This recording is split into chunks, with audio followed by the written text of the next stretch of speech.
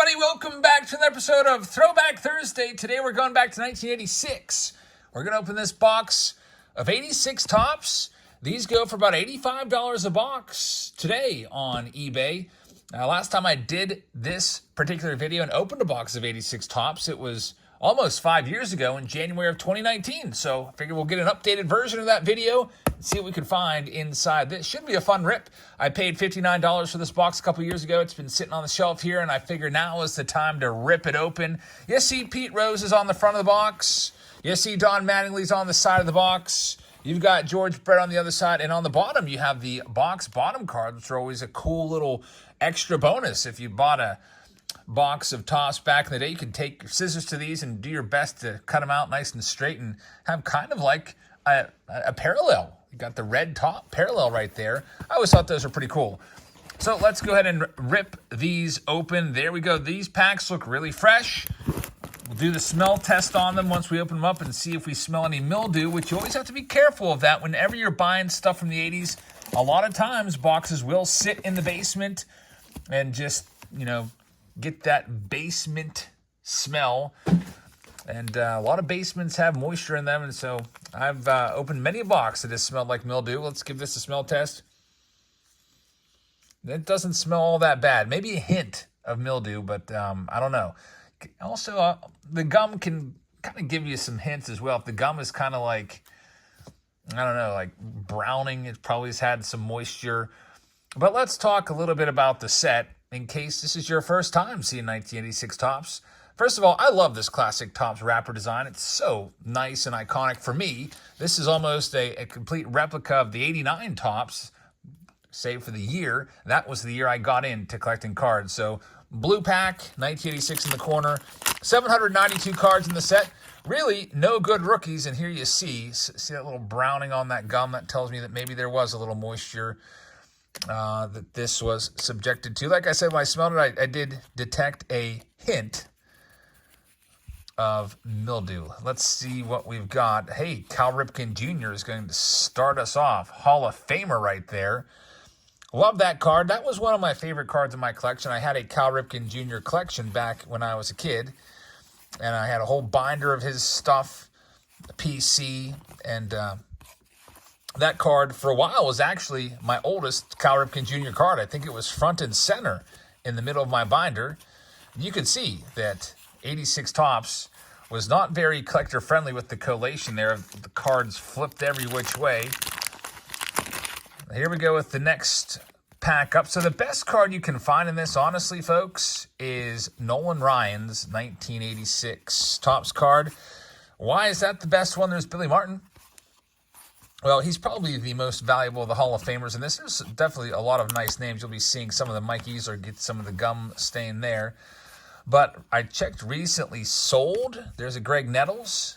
I'm going to put that in my good pile because he had a nice career. Not a Hall of Famer or anything like that, but had a nice career for sure.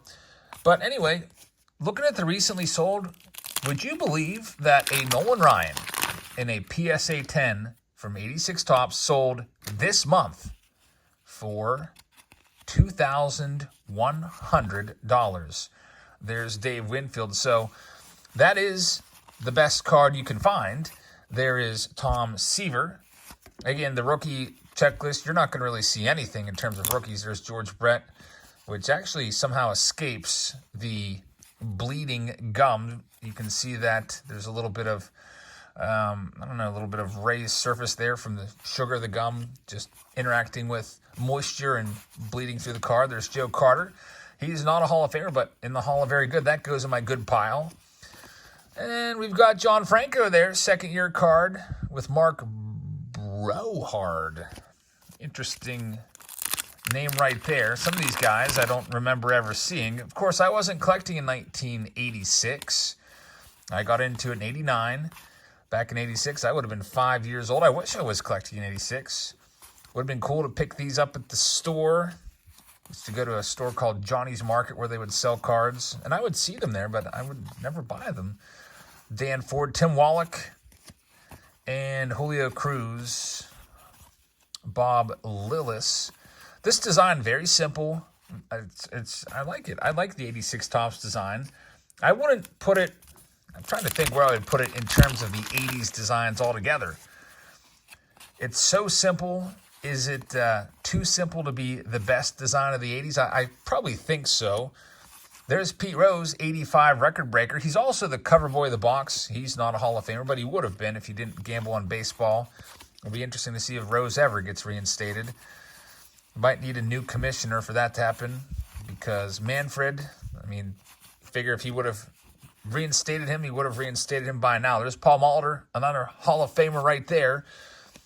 And Bill Allman, I used to have that card as a kid. I always thought Pirates cards when I was first getting into collecting, I always thought they were so great. I used to have a Pirates binder and never even saw Bill Allman play or really knew too much about him. There's Johnny Ray. And one thing about these cards, the black borders are what's going to get you. When you send them off to be graded, you might think you have a card that's going to get a nice PSA 10, but come back as like an 8 or something like that because the borders, man, just one little touch of white can do you in. Now, that Gary Carter doesn't look too bad, but a little speck there in that corner, could that maybe knock it down to a 9? I don't know. So Wally Backman. And we'll see what else we have. Good old Pedro Guerrero, who was a slugger back in the day for the Dodgers. And Bruce Sutter, who's a Hall of Famer. There's Marty Bystrom. Toss that one to the side since it has gum staining the back. Bruce Sutter, Hall of Famer, so goes in my good stack. What I'll probably do is maybe take a couple of these cards and auction them off in our next auction, which will be coming up on Sunday night. We'll have a consignment, and I might sprinkle in a couple of my things here and there. No auction tonight. Typically, we do them on Thursdays along with Sundays, but tonight I've got some stuff to get caught up on here. There's a Pete Rose card there. So Pete Rose getting this special treatment where they're taking you through all the years of his TOPPS cards. That's pretty awesome right there. You might recall they did the same thing with Hank Aaron in 1974 after he broke the home run record there. They kind of went through all of his TOPPS cards and put them on a special card just like that. And Pete Rose, who broke the hits record, Ty Cobb's record, got the special treatment as well, because that's a pretty big mark. All-time career hits leader. Of course, he still has that record technically, but Ichiro actually passed him up if you factor in his Japanese league stats. What if Ichiro would have came right here and had played his entire career? He may be the all-time hit king. There's Dennis Eckersley, gets the gum stain. Spring Fever Baseball, they always did this. I never sent in for any of these contests, and I've never heard of anybody that's won one of those contests. Have any of you ever sent in for those to try to win a free trip to spring training? I think it was probably just one person each year that got it out of millions of people that bought these packs. Out of the millions, I mean, how many people actually sent in those postcards? Maybe some of you did. I never tried it out. There's Eddie Murray, Hall of Famer Eddie Murray right there. We'll always linger on these Hall of Famers a little bit longer. Another Bruce Sutter. We're still looking for Nolan Ryan. That'd be crazy if I could get a Nolan Ryan that looked like it was worthy of a PSA 10. But there's Jim Rice getting a little bit of a gum treatment, but it escapes the gum stain, unfortunately. Good old John Tudor does not. Got Mike Hargrove right there. I don't know why, but I just thought of RBI Baseball 1. John Tudor was probably the best pitcher on the Cardinals in that game. Every now and then, I'd like to... we would play RBI 1. It was for the original Nintendo Entertainment System, NES. And every now and then, we'd put stipulations that you're not allowed to be the American League All-Stars or the National League All-Stars. So a lot of times, I would like to be the Cardinals because the Cardinals had such good speed. You had Vince Coleman and Ozzie Smith and Tommy Herr leading that. Like, they could get on base. You could steal a couple bags with them. So I think the Cardinals were my second choice whenever we ruled out that you couldn't be an all-star team, because basically whoever was the American League All-Stars on that game always won when we played because Brett Saberhagen was unhittable on that game. Raleigh Fingers, another Hall of Famer right there with the Brew Crew. Got Doug Flynn. There's Gary Reedus. I used to think this card was great back in the day because he played for the Pirates. That was like a pre-Pirates card. I almost treated it like it was a rookie card of Gary Reedus. All right, so we've got about a quarter of the box down. Still plenty of time to find the Nolan Ryan. And that'd be great to find a Nolan and Even if I don't know if I would send it off to PSA, but if it's perfect, would it be worth it? I don't know. There's another Dennis Eckersley. This time he escapes the terrible gum stain. Larry Herndon right there. Greg Nettles for the second time. Baseball season winding down. Currently, there's only about, 4 games left or so? Got maybe actually after tonight, 3 games. Friday, Saturday, Sunday, and that's it. The Major League Baseball season ends here tonight. Or this year on October the 1st. Still a lot of, stuff to be decided, especially in the wild card area. We've got Earl Weaver, nice Manager Hall of Fame card right there. Ron Renicky, and we've got good old Lance Parrish once again. Man, these cards being flipped every which way. Quite a workout here, flipping them all around. Hopefully I'm not making anybody dizzy out there. There's Joe Carter once again and John Franco for the second time, so we're starting to see some repeats. On to the next pack. We'll see what we can find. I think when I first started getting back into cards and making videos again, back in, my first baseball card video was 2017, I think. I started the channel in 2016. I think these boxes were like 15 or 20 bucks back then because you just really couldn't find anybody of value in these. I mean, you could open a box and, man, honestly, if you're not getting cards graded, you're coming away with a few dollars worth of cards at most. But with the whole graded card thing going on, people will send in the Cal Ripkens and the Nolan Ryans to get graded in hopes that they can get a PSA 10. And if you do, you can sell it off to a big Nolan Ryan collector for big bucks, $2,000 on that one. And Cal Ripken will not be too far behind. There's Willie Randolph, Enos Cabell right there. There's Steve Trott. I always hated that card. I always thought that, I don't know, didn't really care for the hatless photo. There's Don Robinson. Good old Tom Lawless, who has one of the greatest bat flips in Major League Baseball history. There's Phil Niekro throwing, I guess he's actually not throwing a knuckleball there, which is pretty uncharacteristic. We'll get that one in the Hall of Fame stack. Niekro, one of the best knuckleballers ever. Of course, whenever we bring up knuckleballers, you always got to have Tim Wakefield on your mind. Tim Wakefield, and we just so happen to have his autograph here that we just pulled. Man, news broke today that Tim Wakefield has a very aggressive form of brain cancer, and his wife also at the same time is battling pancreatic cancer. So, definitely sending out prayers to the Wakefield family, and we hope that they will make a full recovery. And unfortunately, it wasn't ever supposed to get out there. You may have heard the news that the Wakefields wanted their privacy and wanted to battle, in quiet and not have all this extra attention put on them. They didn't want the spotlight on them as they went through their battle. And Kurt Schilling blew them up on his podcast. So it was a big story. It was actually national news. I was just going through the news today, and I saw this headline about Wakefield, pleads for privacy. And I was like, what is this? And then I read it, and I was like, geez, that's terrible news. There's George Brett. I'll tell you what, these cards look great. The black borders at the tops, I'm liking them. You can see not a whole lot of white right there. So this box probably didn't have a whole lot of jostling around.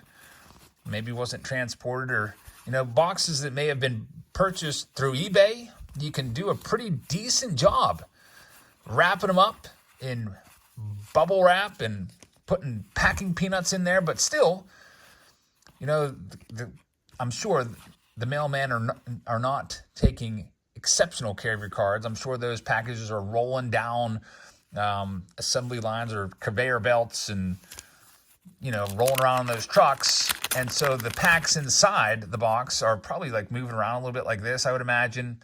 And there's probably just enough friction inside those packs when they're moving to maybe just cause a little bit of white. So I'm wondering if this box never had to go through that, because I did buy it in a store.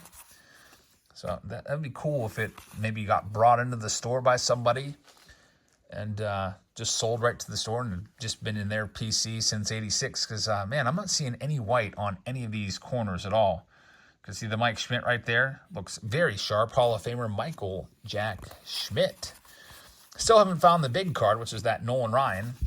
But still, I mean, you send a Mike Schmidt in there, you get a PSA 10 on that. That's going to be worth probably a few $100s in a PSA 10 because PSA 10s are so rare. There's Dale Murphy. He's not a Hall of Famer, but that's going to go in my good collection or my good pile. And there's Gorman Thomas, who had some great seasons also. Here we go to the next stack. I think we've got a Rod Carew coming up, which will be a nice one. Bought a Rod Carew autograph yesterday at the card store. Always looking for great deals in Rod Carew. I think I paid like $45 for it. There's Bert Blyleven, and unfortunately, good old Bert is not going to escape the gum stain right there. There's Rod Carew in great shape. But also, you got to look at the centering there. That Rod Carew may be off center from top to bottom. You can see how this next card on Terry Kennedy looks to be maybe centered a little bit better. The Angels looks to be maybe moved up just a tad. Jim Morrison, Pirates card, Tom Brookins, and we've got Dusty Baker. Dusty Baker's not a Hall of Famer, but hey, he's got his World Series ring now, so maybe that'll be enough because he was just a fantastic player, had a great career, not quite a Hall of Fame career, but he had a great career, and now he's had great success as a manager. Been in the playoffs a bunch of times, but the playoff or the World Series ring always avoided him, but he's finally got that on his resume. I think Dusty Baker will probably get into the Hall of Fame someday. There's Brett Saberhagen. We've got another Dale Murphy card right there. Get that one sleeved up. And here's one of the top rookies, actually, in this set. It's a Harold Reynolds. So Harold Reynolds, kind of like an all-glove guy, never was really much of a hitter. I feel like maybe he gained some more popularity after his work as an analyst. He does great work. I always like listening to his takes and insights on the MLB Network back when I had cable. Unfortunately, Gary Carter gets the mark of the gum, and that card will be put aside to be tossed into the trash because it is ruined. Ozzie Smith, great card right there. Again, you can see those corners are exceptionally sharp with no white on them at all. That one might have just a tiny speck. It's so tough to even tell. As we go on here to this next one, and a little over halfway through this box. Tomorrow I'm planning a face-off Friday with the brand new Allen and Ginter. That should be fun. Maybe doing a couple of the recent years of Allen and Ginter, 2023 versus 2022. There's Andy Van Slyke. I used to love that card as a kid. That one's going in my pile. Good old Van Slyke. There's Terry Pendleton, who would go on to win the 1991 Most Valuable Player Award. There's Tommy Herr. We actually mentioned him earlier. Terry Francona, finishing up his career as the manager of the Guardians. It'd be weird without him there. He's been there for a while and has done a fantastic job with a small market team. I thought this year was kind of a wasted season for the Guardians. You know, that Central Division is so weak. I feel like it was really kind of theirs for the taking. I was disappointed to see how they kind of gave up at the trade deadline and moved some of their better players. Here's another Pete Rose card. You can see the 67 tops through 70. Those are pretty cool. I never appreciated those as a kid. I just thought of them as fake cards. But really, those would have been a nice one, nice little set to put together. We've got Tom Seaver and also George Brett, a couple of Hall of Famers right there. We still haven't found Nolan Ryan. What the heck? Watch when we do find him. He's going to have a giant gum stain, and it's going to be totally destroyed. There's Tony Gwynn. Great card right there, 1986. Very nice Gwynn. He was, I always liked Tony Gwynn a whole bunch because I almost caught one of his foul balls once. It just went right over my head when I was, actually, I think it was my first ever Pirates game back in like 89. Went there with my friend and his dad, and, you know, I saw the ball coming at me, and I just panicked. I was like, am I going to get this? There's Cal Ripken, all-star card. These are always cool. Would always kind of highlight a stat. Game-winning RBIs. I used to actually track that on a lot of TOPPS cards. They don't really do that anymore. There's Dave Winfield. And we'll see who else we've got here. Also in the baseball world today, I don't know if you saw it, but did you see Bryce Harper and Angel Hernandez get into it? It's always something with Angel Hernandez, isn't it? If you haven't seen it yet, the replay, your jaw's going to drop when you see it. It's a check swing call. Angel Hernandez is umpiring third base. Bryce Harper takes a slider, and he checks swing on it. It's not even close to a swing. There's another Pete Rose. So the Pirates catcher appeals to Angel Hernandez, who, rolls it a strike, and Bryce Harper loses his mind, marches down there and gives Angel a piece of his mind, gets tossed, and then even more interestingly enough, when he was walking off the field, Bryce Harper chucked his helmet into the crowd. There's Earl Hershiser, second-year Earl Hershiser right there. That goes in my good pile.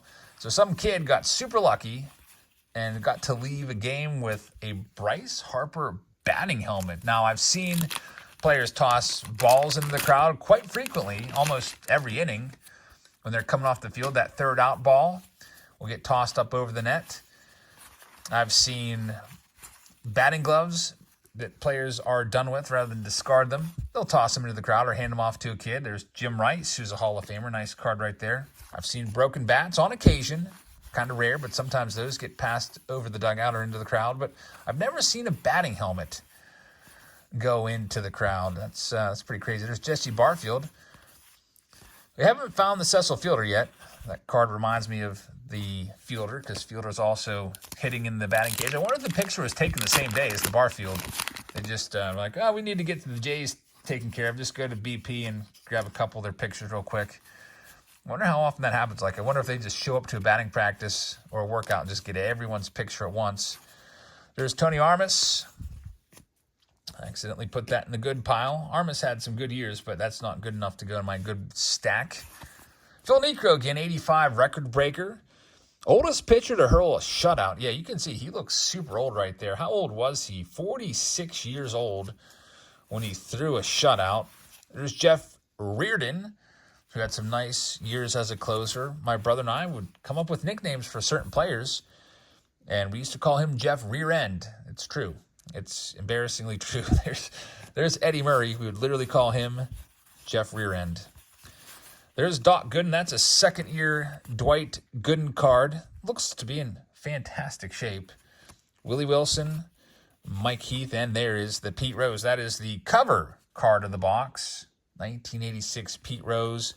Pretty cool card right there. You can see 4,204 career hits. I always love Topps because they would show you the entire career.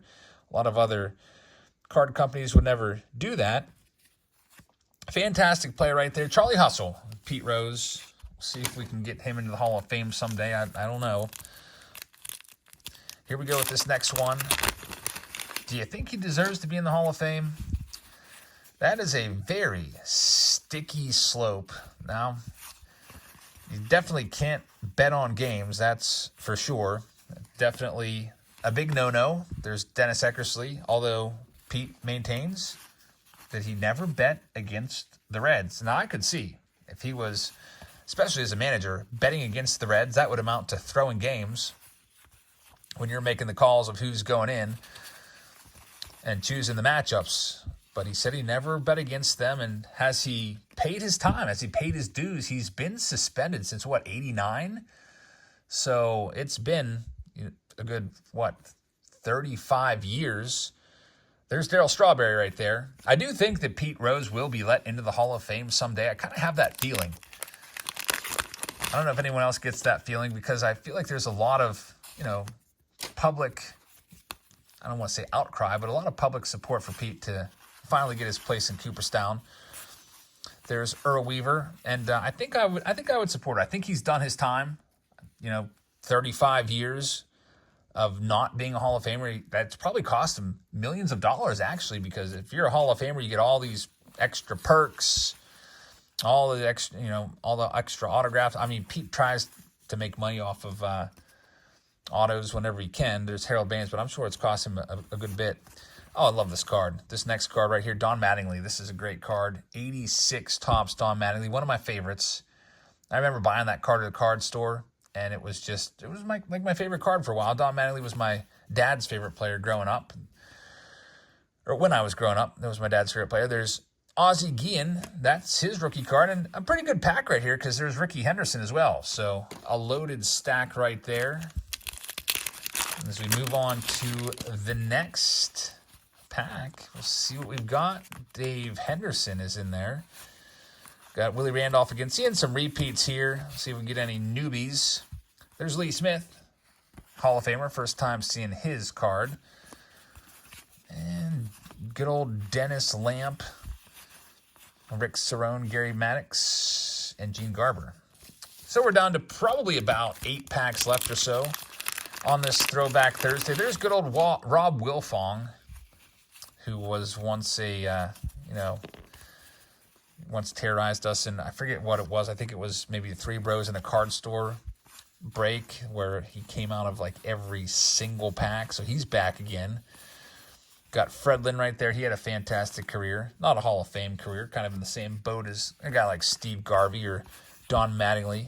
Andrew McCutcheon will probably be in that boat when it's all said and done, guys that are close. And there he is. Good old Rob Wilfong. Close, but no cigar on guys like that. Next one up. Still, man, no Nolan Ryan. That's what I was really hoping to find. That was the chase card. It always stinks when you have a chaser you're after and you find like doubles of all these other cards, but you don't hit on the chaser. We still have a few packs left to go. There's George Brett for the second time. Alejandro Pena, another Pete Rose card. So we might actually be able to put together that Pete Rose special set or get pretty close to it. That actually has his rookie card feature on there, which is pretty cool. I need to get that one of these days.